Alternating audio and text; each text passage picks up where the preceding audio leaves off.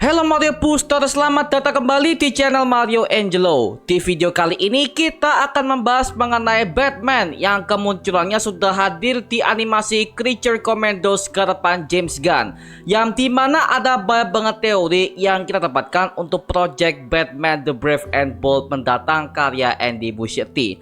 Sebelumnya aku udah bahas mengenai hal ini di breakdown episode ke-6 Creature Commandos, cuman aku mau bahas mengenai lebih detail untuk Batman doang di video terpisah aja karena ada begitu banyak unek-unek soal Batman yang satu ini dari pandangan gue pribadi. Oke? So Mario Booster, let's break down this video.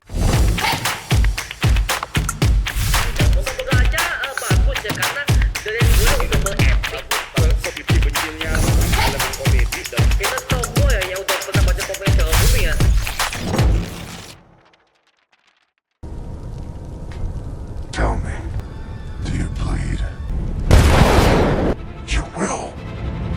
Oke, sebenarnya kemarin kita udah pernah bahas mengenai penampakan Batman pertama di animasi Creature Commandos ini, yang dimana penampakan pertamanya itu ada di episode keempat saat penyihir CC memperlihatkan penglihatan masa depan kepada Amanda Waller, yang dimana semua anggota Justice League, Teen Titans, bahkan sampai Suicide Squad dan juga Peacemaker tewas di tangan Ratu Ilana, sang penguasa Pokolistan, yang dimana Batman terlihat tewas tertancap sebuah tombak dengan kaulnya yang begitu panjang dan juga berbahan karet yang menyatu dengan kostumnya, yang dimana hal ini tentu saja mengarah kepada Batman versi animasi dengan kostum klasiknya seperti versi Kevin Conroy tahun 90-an di The Batman The Animated Series.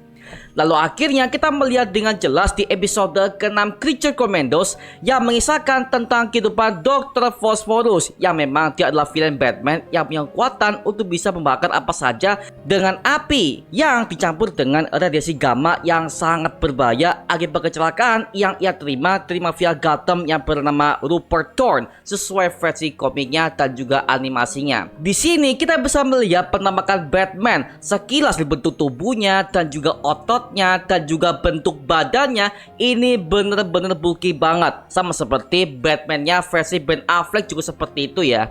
Menurut gua ini adalah hal yang wajar karena James Gunn akan set up Batman di sini udah berumur 30 tahun ke atas dan udah punya Bat family-nya sendiri serta udah punya anak pertamanya bersama dengan Talia al Ghul yang bernama Damian Wayne alias Robin generasi keempat.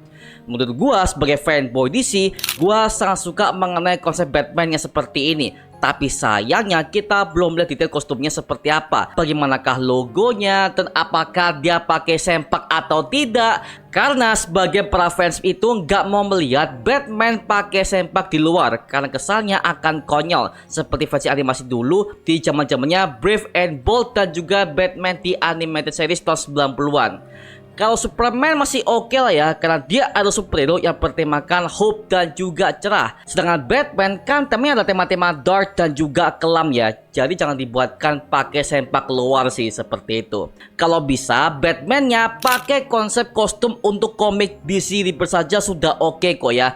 Tapi well, gue sebagai fanboy DC, gue tunggu aja bagaimana hasil akhirnya. Yang pastinya hal ini berbeda dengan konsepnya Ben Affleck dan juga Robert Pattinson ya.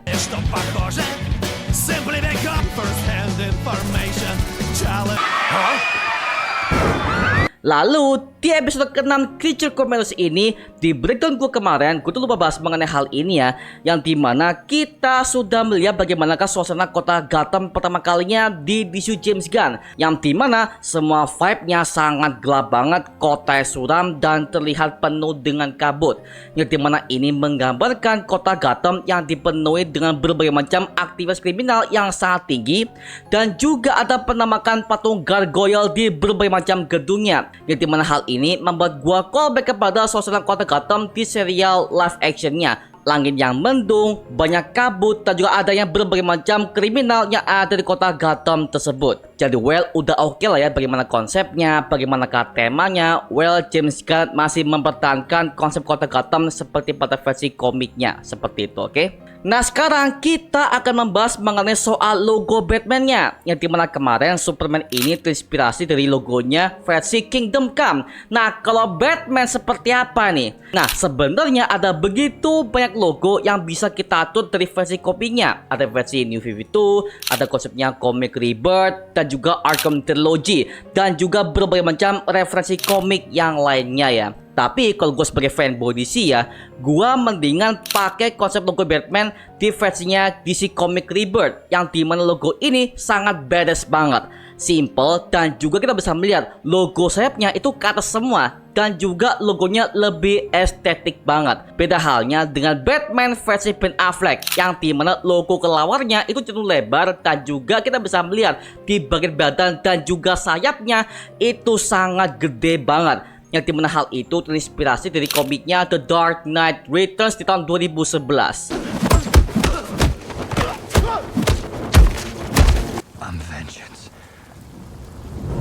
Kemudian next ya, gue pengen bahas mengenai Batman ini ya, yang dimana gue pengen untuk Batman versi James Gunn ini, dia punya banyak sekali kostum dan juga armor yang bisa diganti-ganti. Dikarenakan di versi komik era modern sekarang ini, Batman sudah punya ada banyak armor sesuai kebutuhannya. Apalagi sudah ada Bat Family, pasti kostumnya udah berjibun dan juga bisa multifungsi ya, seperti itu. Yang dimana hal ini membuat kita ingat kepada adegan The Flash saat Bruce Wayne versi Michael Keaton melihat semua berbagai macam kostum-kostum yang ia pajang di Batcave-nya di timeline Flashpoint tersebut. Kemudian next ya, gua pengen topeng Batman dan juga semua anggota Bat Family-nya warnanya putih persis versi animasinya.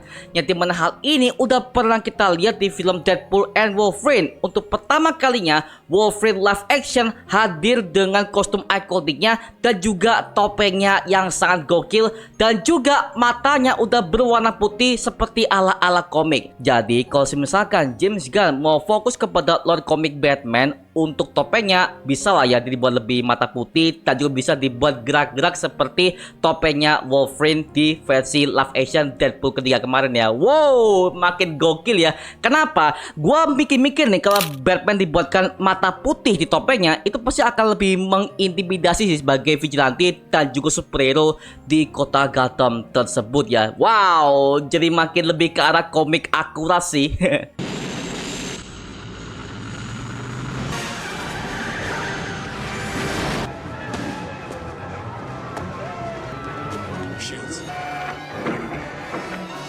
Kemudian nextnya kita akan bahas mengenai Batmobile-nya. Please kembalikan Batmobile yang versi klasik, karena entah kenapa ya di zaman sekarang ini kita udah lama banget gak merasakan Batmobile yang corak kelawarnya itu mencolok, dan juga ada bagian turbo di bagian belakangnya yang sangat gede. Itu gokil abis sih, kayak versinya Batman-nya Michael Keaton dulu di film The Batman pertama sampai kepada Batman Returns tahun 1992. Karena maaf ya, selama ini untuk Batmobile di era modern sekarang ya itu dibuat seperti kayak mobil setengah tank ya, di zaman-zamannya Christopher Nolan, Zack Snyder, bahkan juga di versinya Matrix aja udah berbeda banget konsepnya, seperti ala mobil dengan setengah tank militer lah, seperti itu. Jadi gua mengharapkan konsep klasiknya akan dikembalikan oleh James Gunn untuk versi Batman-nya yang satu ini. Makanya pas gua nonton untuk film The Flash kemarin, ketika yang Barry membuka sebuah Batmobile versi Keaton, itu membuat gua jadi nostalgia parah. Makanya gua pengen Batmobile ini please kembalikan kepada konsep klasiknya, karena itu ada ciri khas Batman banget ya. Wow, makin gokil sih kalau misalkan James Gunn akan mengembalikan tema klasik untuk Batman ini. Dan juga yang terakhir adalah gua mau bahas mengenai aktornya. Jujur ya, gue sebagai konten kreator, gue juga belum tahu siapakah aktor yang akan berperan sebagai Batman untuk tisu James Gunn yang satu ini. Karena James Gunn-nya aja juga mengatakan kepada para media kalau dia belum tahu siapakah aktornya. Jadi belum ada bayangan mengenai siapakah Bruce Wayne-nya, siapakah Robin-nya, siapakah aktor-aktornya. Well, dia belum tahu sama sekali. Tapi kalau gue sih ya, gue lebih cocok dengan versinya Jensen Ackles. Kalau meski muka seriusnya dan juga badannya cukup jadi besar. Tapi masalahnya dia nggak tinggi seperti halnya pada Bruce Wayne atau Batman yang kita kenal selama ini. Beda halnya dengan si aktornya Alan Ritchson yang menang di tinggi badan dan juga kekerpunya sih. Tapi lagi-lagi gue kurang tahu guys ya. Gue sebagai fanboy juga kurang tahu siapakah aktor yang pantas memerankan Batman di bisu James Gunn yang satu ini. So intinya kita tunggu aja bagaimana konfirmasi dari Om Pistol untuk DC Chapter 1 Gods and Monsters ini ya. Nah sekarang gua serahkan kepada kalian, gimana pendapat kalian mengenai berita yang satu ini? Tuliskan pendapat kamu di kolom komentar di bawah dan kita bisa diskusikan bareng seperti biasanya, oke? Itu aja mengenai video kali ini. Jangan lupa like, comment, dan subscribe untuk mendukung gua membuat video mendidik dan menghibur kalian semua. Karena gua janji, sebisa mungkin gua akan membuatkan video seperti lagi untuk kalian semua. Dan jangan lupa untuk follow semua sosial media kita di Instagram, Twitter, TikTok, bahkan Spotify kita ya. Linknya untuk gue siapkan di kolom deskripsi di bawah. Karena di situ kita juga update berbagai macam konten terbaru buat kalian semua.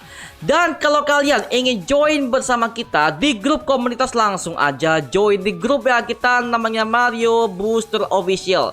Linknya untuk gue siapkan di kolom deskripsi di bawah. Dan juga terima kasih buat kalian yang bergabung ke membership community. Nama aku Mario Angelo dan sampai ketemu di video berikutnya. Adios semuanya. Woohoo!